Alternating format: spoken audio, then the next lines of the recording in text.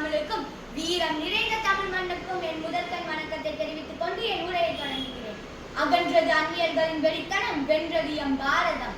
நம் நாட்டின் வளர்ச்சிக்காகவும் மக்களின் வளர்ச்சிக்காகவும் எண்ணற்ற வீரர்கள் பாடுபட்டனர். அவர்களை நினைவு கூட்டும் திருநாளே இந்த பொன்னாளாகும்.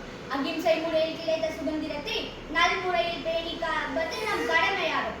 இன்று ஆகஸ்ட் 15, 2024ஆம் ஆண்டு நம்ம 78வது சுதந்திரத்தை கொண்டாடுகிறோம்.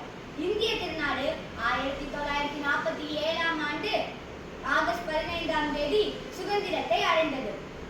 நமது சுதந்திரமானது எளிதாக கிடைக்கவில்லை. பல ரத்தம் சிந்தியும் உயிர் தியாகத்தினாலும் தான் கிடைத்தது.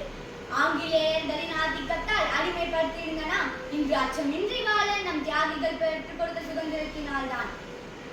நடத்திய போராட்டங்கள் பசிக்கவில்லை, வாங்கிய தடியடிகள் வலிக்கவில்லை, சிந்திய ரத்தங்கள் உணரவில்லை, இழந்த வீரர்களை மறக்கவில்லை. சுதந்திரம் கிடைத்த தருணத்தை நினைக்காத நாள் இல்லை. சுதந்திரத்தை சாதி, மதம், மொழி என்ற பேதம் தணிந்து இந்தியர்கள் என்ற ஒற்றுமையாக வாழ்வோம் என்று உறுதி ஏற்றுக்கொண்டு வாழ்கிறோம். அனைத்து சுதந்திர காத்தை வாசிக்கும் அனைத்து இந்தியர்களுக்கும் என் சுதந்திர தின நல்வாழ்த்துக்களை தெரிவித்துக் கொண்டு என் உரையை